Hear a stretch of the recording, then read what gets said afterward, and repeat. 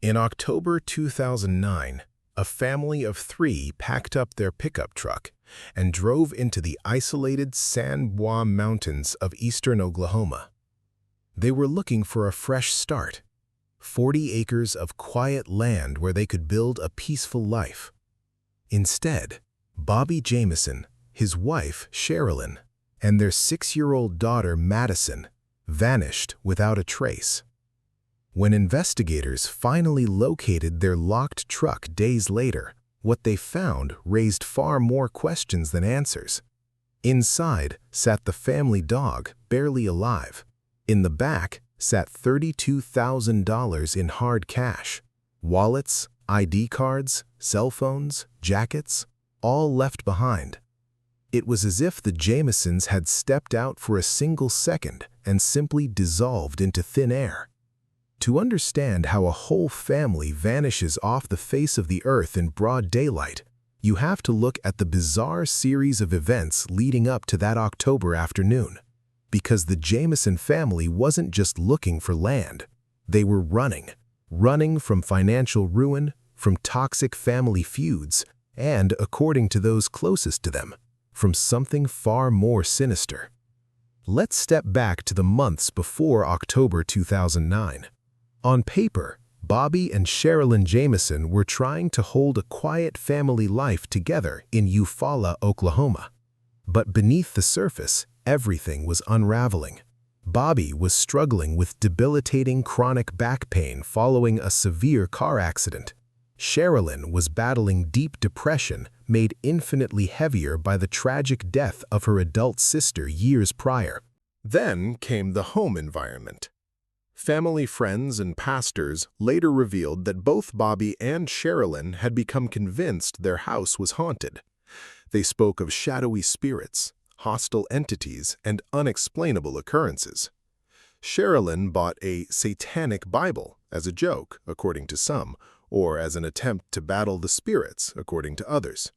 Madyson approached his local pastor, asking for special spiritual armor, claiming he had seen spirits on the roof of their home. They claimed their young daughter, Madyson, was actively communicating with the spirit of a child who had died in the house decades earlier. Now, it is easy to hear all of this and assume mental health crises or shared delusions were taking hold. But here is the twist. The weirdness wasn't restricted to spiritual claims. The tangible, physical world around the Jamisons was getting equally dangerous. Madyson Jamison was embroiled in a bitter, escalating court battle with his own father, Bois Jamison Sr. The lawsuit involved land, money, and a family business. Madyson alleged that his father had made threats against the family, threats so severe that Madyson had formally sought protective orders. There were claims of links to organized crime and intimidation tactics. On top of the family war, local rumors swirled around the Bois Mountains.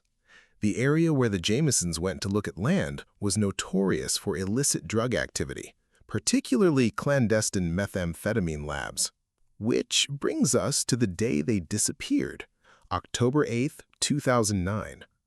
Home security footage from the Jamison residence captured the last known footage of Madyson and Sherilynn as they loaded up their truck that morning.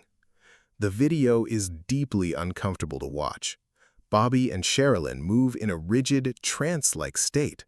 They walk back and forth between the house and the truck over 40 times, repeatedly carrying small items or carrying nothing at all.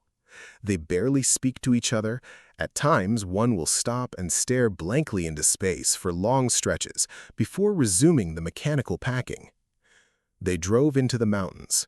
A local landowner saw them, had a brief, completely normal conversation about the property lines, and watched them drive further up the trail.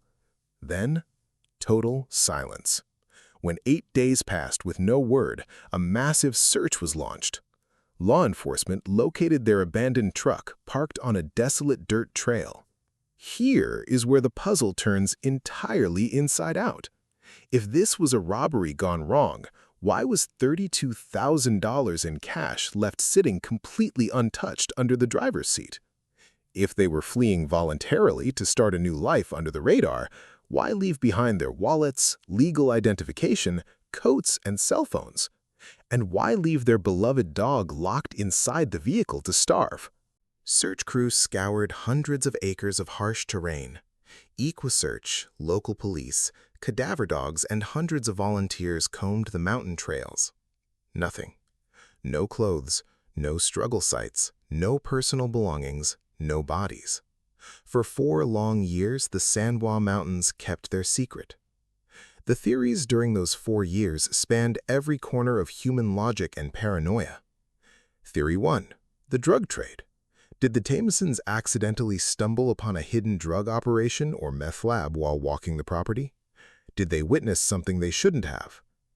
The presence of $32,000 in cash led some to speculate they were there to buy drugs or land off the grid. But if drug cartels or local dealers murdered them, why leave 32 grand behind on the seat? Theory 2. Family vengeance. Did the feud with Bobby's father boil over? Bob Jamison Sr. had clear animosity toward his son, but he was in poor health at the time and died shortly after the family disappeared. Investigators probed the lead thoroughly, but found no direct physical evidence linking him to the disappearance. Theory 3. Murder-suicide or delusional break. Did the combination of heavy medication, chronic pain, deep depression, and paranoia push one or both parents over the edge? Sherilynn's pistol was missing from the truck. Perhaps they walked far into the woods to end it all away from the vehicle. But again, to walk miles away with a 6-year-old child without leaving a single dropped shoe or piece of evidence felt nearly impossible. Then, in November 2013, 4 years after they vanished, deer hunters walking through the woods roughly 2.7 miles from where the truck had been parked made a grim discovery. Lying side by side, face down in the dirt, were the skeletal remains of Bobby, Sherilynn, and Madyson Jamison. Due to 4 years of severe environmental exposure, animal activity, and decomposition, the medical examiner was unable to determine an official cause of death. The remains were simply too degraded. There was a small hole in Bobby's skull, but experts could not conclusively determine if it was caused by a bullet hole or post-mortem animal damage or trauma. The discovery of the bodies answered where they were, but it made how and why vastly more mysterious. Why were they lying side by side, face down in the dirt nearly 3 miles away from their vehicle, in terrain so rough it would have been agonizing for Bobby to walk with his damaged back?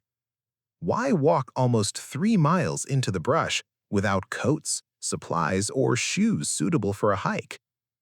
The Jamison family mystery sits at the terrifying intersection where every possible explanation feels flawed. If it was murder, the killers ignored a fortune in cash and left no physical evidence. If it was a tragic environmental loss, getting lost and succumbing to hypothermia, it fails to explain why 3 people walked miles away from a functional, warm truck containing their coats, phones, and vehicle keys. We're left staring at an open case file defined by silences, silent security footage, silent mountain trails, and a locked truck sitting on a dirt path. The Jamisons went into the woods looking for peace, and instead, they stepped directly into one of the most baffling, haunting, unsolved true crime mysteries of the modern era.